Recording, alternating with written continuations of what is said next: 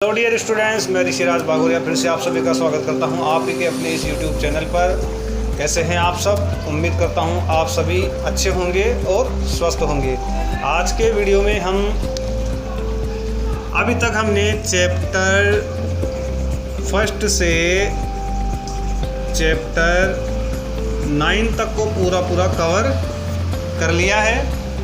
10 से जो ज्योमेट्री का सेक्शन है वो स्टार्ट होने वाला है, रेखा गणित स्टार्ट होने वाली है। तो रेखा गणित को हम इससे आगे हम हल करेंगे। आज से हम स्टार्ट कर रहे हैं स्टूडेंट्स सांख्यिकी के पॉइंट को।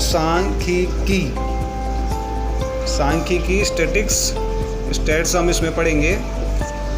स्टेट्स टोटल 10 नंबर की है स्टूडेंट्स, 10 अंक इसके रहेंगे। 2 पोर्शन है इसके। पहला है केंद्रीय प्रवृत्ति के माप और दूसरा है प्रायिकता। तो ये तो है चैप्टर 17 और ये है चैप्टर 18 तो इन दोनों को हम कवर करेंगे। आपके जो हमारे 2-4 जो वीडियो होंगे वो इन्हीं पर आधारित होंगे। आज से हम शुरू करने वाले हैं अध्याय 17 चैप्टर 17 केंद्रीय प्रवृत्ति के माप, जहां पर हम सीखेंगे माध्य और माध्यिका को ज्ञात करना। बहुलक को ज्ञात करना हम नहीं सीखेंगे, क्योंकि ये हमारे जो एग्ज़ाम लगेगी इस साल जो एग्ज़ाम लगेगी तो उसमें आने वाला नहीं है। तो इसलिए हम माध्य और माध्यिका को जो 17वीं प्रश्न वाली है इसमें सीखेंगे। तो चलिए स्टार्ट करते हैं आज की क्लास को। अध्याय नंबर 17 केंद्रीय प्रवृत्ति के माप।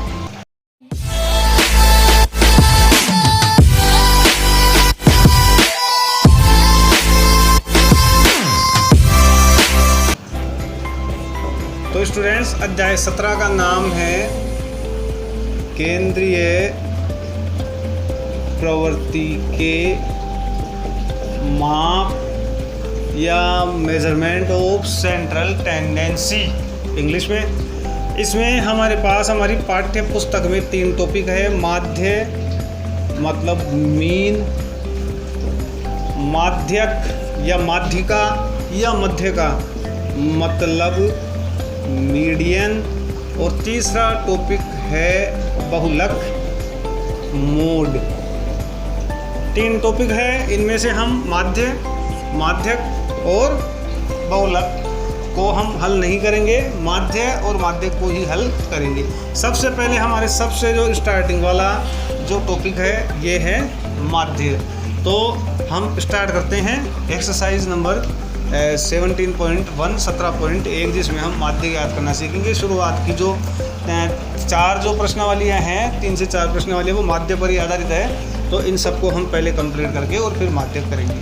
हम पढ़ रहे हैं माध्य में भी हम पढ़ रहे हैं समांतर माध्य, समांतर माध्य या औसत भी इसे बोला जाता है। आप कंफ्यूज ना हो समांतर माध्य और औसत के नाम से। इसमें जो अपने पास जो फॉर्मूला इसके काम में आने वाले हैं ये हम पहले ही लिख लेते हैं इसको। सबसे पहला फॉर्मूला है जो इसका ओरिजिनल फॉर्मूला है, व्यक्तिगत श्रेणी होने पर माध्य इसको x बार से दर्शाया जाता है। तो ये होगा आंकड़ों का योग बटे आंकड़ों की संख्या। जो 17वीं प्रश्न वाली है स्टूडेंट्स ये 6 नंबर की रहेगी, ध्यान रखें, और 4 नंबर की प्रश्न वाली प्रायिकता की होगी। इसे अगर हम इंग्लिश के वर्णों में लिखना चाहिए तो सिग्मा x बटे n। तो ये तो है आंकड़ों का योग और ये है आंकड़ों की संख्या, n का मतलब यहाँ पे। तो ये तो है व्यक्तिगत श्रेणी होने पर। इसके बाद में ये सारणीबद्ध तरीके से हमारे पास जब आंकड़े आते हैं तो उसमें अवर्गीकृत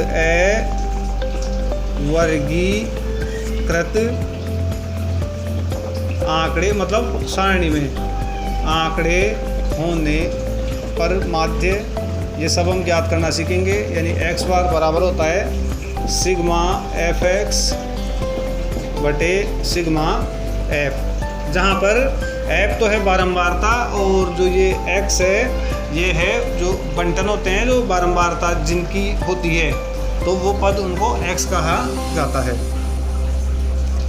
अच्छा, वर्गीकृत आंकड़े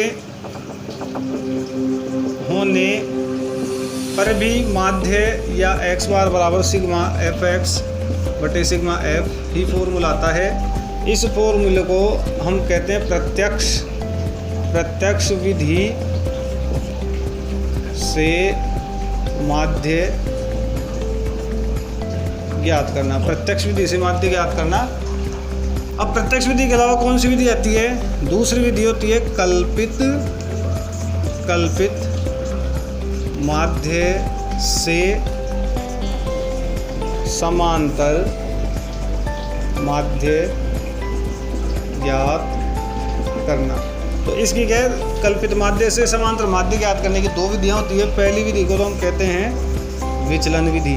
विचलन विधि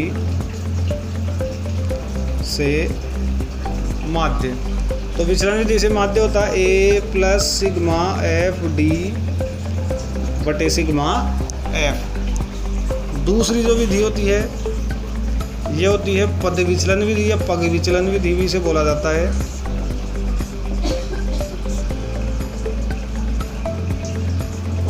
ये होता है A plus sigma F U upon sigma F into H.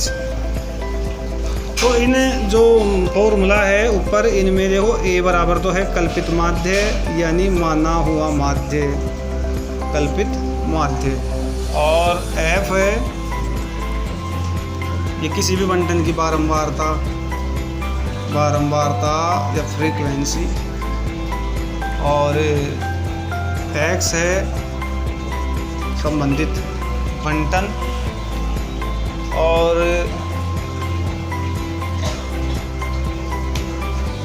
U और D हमारे पास में है। D बराबर होता है x माइनस ए, यानी प्रत्येक बंटन में से कल्पित माध्य को घटाना पड़ता है, और H बराबर होता है वर्ग अंतराल, वर्गों के बीच में कितने का अंतराल है, कितने का अंतर है, ये होता है H, और U बराबर होता है x माइनस ए में हम H का भाग लगाइए। तो ये तो है स्टूडेंट्स फॉर्मूला सारे के सारे काम में आने वाले माध्य ज्ञात करने के लिए। सबसे शुरुआत में जो 17.1 है अपने पास, इसमें खाली यही फॉर्मूला काम में आने वाला है, तो इसको हम अब शुरू करते हैं। तो 17.1 का पहला क्वेश्चन है स्टूडेंट्स, यदि एक कक्षा के गणित विषय में 10 छात्रों के प्राप्तांक 52, 75, 40, 70, 43, 40, 65, 35, 48 और 52 हो तो इनका समांतर माध्य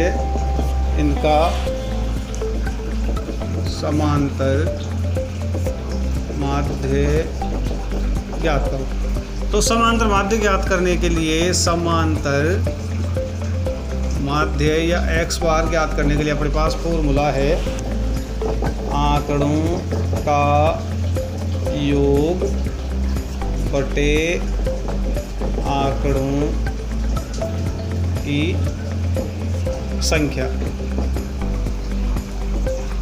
तो एक्स बार बराबर रहेगा, इन सबको हम जोड़ेंगे तो 52, 75, 40, 70, 43, 52, 75, 40, 70, 43, 40, 65, 35, 48 प्लस 52। आंकड़ों की संख्या नहीं गिन लो आप इनको, 1, 2, 3, 4, 5, 6, 7, 8, 9, 10। तो ये 10 है। अभी हम इनको जोड़ेंगे तो 2 और 5 7, 7 और 3 10, 10 और 5 15, 15 और 5 20, 20 और 8 28, 28 और 2 30 की 0 और हासिल की 3, 3 और 5 8, 8 और 7 15, 15 और 4 19, 19 और 7 26, 26 और 4 30, 30 और 4 34, 34 और 6 40, 40 और 3 43, 43 और 4 47, 47 और 5 अपने पास हो जाएगा 52 बटे 10। 10 का भाग हमें 520 में लगाना है, तो 1 0 से 1 0 कैंसिल रह गया अपने पास 52। तो आंकड़ों का माध्य कितना आ गया 52। तो अब स्टूडेंट्स इसी तरीके से आप खुद कर सकते हैं। क्वेश्चन नंबर 2 4 3 तो मैं बताऊंगा आपको 5 6। तो ये सारे क्वेश्चन आप बिल्कुल पहले प्रश्न की जैसे ही हल कर लेंगे। और इसके अलावा आप उदाहरण भी कर सकते हैं। इस प्रश्नावली में तो उदाहरण हैं। तो उदाहरण नंबर 1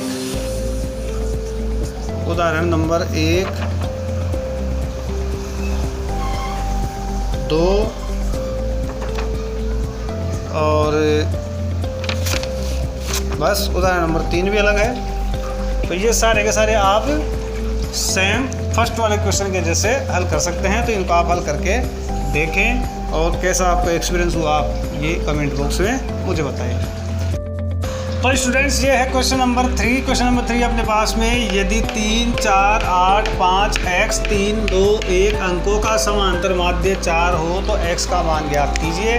तो यहाँ पर हमें ये जो एक आंकड़ा है, एक पद है इन आंकड़ों का, ये हमें दिया हुआ नहीं है। इसकी जगह पर x दिया हुआ है तो ये हमें पता करना है, जबकि यहाँ पर समांतर माध्य अपने को दिया हुआ है।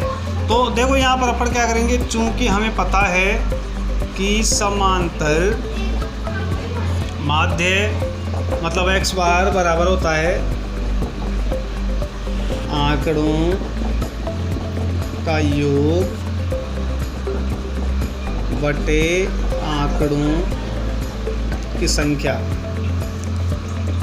तो इसलिए x बार अपने पास में है 4 और आंकड़ों का योग है अपने पास 3 + 4 + 8 + 5 + x + 3 + 2 + 1 बटे 1 2 3 4 5 6 7 8 आंकड़ों की संख्या है अपने पास में 8। इसके बाद हम क्या करेंगे, यहाँ पर x को छोड़ के सबको जोड़ लेंगे। 3 और 4 7 7 और 8 15 15 और 5 20 20 और 3 23 23 और 2 25 और 1 26। दोबारा देख लिया आप, 3 और 4 7 7 और 8 15 15 और 5 20 20 और 3 23 23 और 2 25 25 और 1 26 प्लस x बटे 8। अब हम कर देंगे वज्र गुणा। तो 26 प्लस x को अपन 1 से गुणा करेंगे तो ये आएगा 26 प्लस x, और 8 को अपन 4 से गुणा करेंगे तो 8 चौक 32, या x बराबर 32 प्लस का 26 इधर आकर के इसका हो जाएगा माइनस का। x बराबर 32 में 26 गया तो बचेगा 6। तो x का मान स्टूडेंट्स अपने पास में आ गया है 6। तो यहाँ पर ये जो गायब है, यहाँ पर ये जो पद ये है 6। तो स्टूडेंट्स ये है 7वां प्रश्न। 7वां प्रश्न अपने पास है, एक कक्षा के वर्ग A के 25 छात्रों का औसत भार यानी 25 छात्रों के भार का जो समांतर माध्य है ये 51 है, और जबकि वर्ग B के 35 छात्रों का औसत या समांतर माध्य जो है बारों का कुल भार का वो है 54 किलो। तो इस कक्षा में कुल 60 छात्रों का औसत भार कितना होगा। तो इसके लिए हमें इन 60 छात्रों का कुल भार चाहिए होगा, तो कुल भार हमें ज्ञात करना पड़ेगा। तो इसके लिए A के 25 छात्रों का कुल भार, तो 25 को हम गुणा कर देंगे इसके औसत से यानी 51 से। तो 25 को 51 से गुणा करेंगे, 25 एकम 25 का 5 और हासिल की 2 25 पंजे 125 125 और 2 हो जाएगा 127। तो 1275 किलो हो जाएगा वर्ग ए के छात्रों का कुल भार। अब हम करेंगे वर्ग बी के। वर्ग बी में है 35 छात्र, तो वर्ग बी के 35 छात्रों का कुल भार तो ये हो जाएगा 35 × 54। तो 54 को हम 35 से गुणा कर लेंगे। 5 चौका 20 की 0 हासिल की 2 55 25 और 2 27 4 × 12 की 2 हासिल की 5 × 15 और 1 16 यहाँ 0 7 और 2 9 6 और 2 8 1890। अब हम कर लेंगे कक्षा के कुल 60 छात्रों का औसत भार। तो इनका जोड़ होगा 5 और 0 5 9 और 7 16 की जगह हासिल की 1 8 और 2 10 और 1 11 की 1 हासिल की 1 1 और 1 2 और 1 3 3165 किलो। अब हमें पता करना है वास्तव में 60 छात्रों का औसत भार। तो औसत या समांतर माध्य का फॉर्मूला होता है आंकड़ों का योग बटे आंकड़ों की संख्या। तो 60 छात्रों का औसत भार बराबर हो जाएगा आंकड़ों का योग यानी 3165 बटे 60। अभी हम 60 का भाग लगा लेंगे, 60 का भाग लगा लेंगे 3165 में। तो 6 पंजे 30, 5 बार गया भाग 6 और 1 यहाँ पे बच गया है, यहाँ से हम 5 को उतार लेंगे। अभी 16 को देखते हुए आप 6 का पहाड़ा बोल लो तो 6 3 18 ज़्यादा हो गया, 6 दूनी 12, 2 बार गया भाग। इसके बाद यहाँ बच रहा है 5 और यहाँ पे बच रहा है 4, 0 हमने बढ़ाया, यहाँ पे लगाएंगे हम पॉइंट। 6 7 42, 7 बार गया। इसके बाद अपने पास बच रहा है 30 के आगे हम 1 0 और बढ़ाएंगे, 6 पंजे 30 और ये गया 5 बार, पूरा भाग चला गया पॉइंट के बाद में। तो इन 60 छात्रों का औसत भार होगा 52.75 किलो आंसर। प्रश्न स्टूडेंट्स, 8वां प्रश्न अपने पास में। प्रश्न है 5 संख्याओं का औसत अगर 18 है और इनमें से अगर एक संख्या हटा दी जाए तो नया औसत 16 हो जाता है। तो हटाई गई संख्या को ज्ञात कीजिए। बहुत आसान है। हम इसमें क्या करेंगे, पहले 5 संख्याओं का कुल बना लेंगे और फिर एक संख्या हटाने पर यहाँ पर रहेगी 4, तो 4 का कुल बना लेंगे। इस वजह से इसको माइनस कर देंगे तो हमारे पास ये संख्या आ जाएगी। देखिए कैसे, तो देखिए 5 संख्याओं का योग तो 18 × 5 तो 18 पंजे 90 हो गया है। और एक संख्या हटाने पर अपने पास बच रही है शेष 4 संख्याओं का योग। तो इनका औसत है 16 × 4 तो 16 चौकू 64। तो हटाई गई संख्या संख्या होगी 90 माइनस 64। 90 में से 64 को घटाएंगे तो यहाँ 10 में से 4 जाएगा, बचेगा 6। यहाँ बच गया अपने पास 8 में से गया तो 2, 26 आंसर। तो हटाई गई संख्या कौन सी स्टूडेंट, इनमें से 26। और प्रश्न नंबर 10 स्टूडेंट्स, 8वें प्रश्न की जैसे ही हल होगा तो इसे आप इसके जैसे हल कर लें। अगर 13 संख्याओं का माध्य 24 है, यदि प्रत्येक संख्या में 3 जोड़ दिया जाए तो नया माध्य क्या होगा। सबसे आसान प्रश्न है, दिखने में जितना मुश्किल है उतना ही सबसे आसान नया माध्य होगा स्टूडेंट्स। इसमें सभी में 3 जुड़ रहा है तो सीधा सीधा माध्य में हम 3 को जोड़ देंगे तो ये हो जाएगा 27। तो नया माध्य होगा इसमें 27। तो इस तरीके का प्रश्न मान लो, कोई प्रश्न है कि फला संख्याओं का माध्य इतना है, अगर प्रत्येक में इतना जोड़ दिया जाए तो नया माध्य कितना हो, तो माध्य में आपको उसी संख्या को जोड़ देना है। तो स्टूडेंट्स आज के लिए इतना ही। 17.1 को हमने कंप्लीट कर दिया है। सबसे पहले मैं आपको ये कहूँगा कि आप वीडियो के एंड तक आए हैं तो आपका बहुत बहुत धन्यवाद। और कई बच्चे जिनको कि ऐसा लगता है कि हम 10वीं क्लास में गणित में पता नहीं पास होंगे कि नहीं होंगे, तो उनके लिए ये जो प्रश्नवाली है या सांख्यिकी वाला जो पार्ट है वो बहुत उनके लिए इम्पोर्टेंस रखता है। 10 नंबर दिलाएगा आपको, तो 10 नंबर बहुत ही आराम से, ज़्यादा मुश्किल नहीं रहेगी आपको। तो इसलिए इसे आप ज़रूर हल करें। कमज़ोर बच्चों के लिए भी ये बहुत सहयोगी होगी। और इसी तरह मेरे साथ आप जुड़े रहें। और अगर आप चैनल पर नए हैं तो सब्सक्राइब ज़रूर करें। वीडियो पसंद आने पर लाइक करें, शेयर करें, कमेंट करें। धन्यवाद।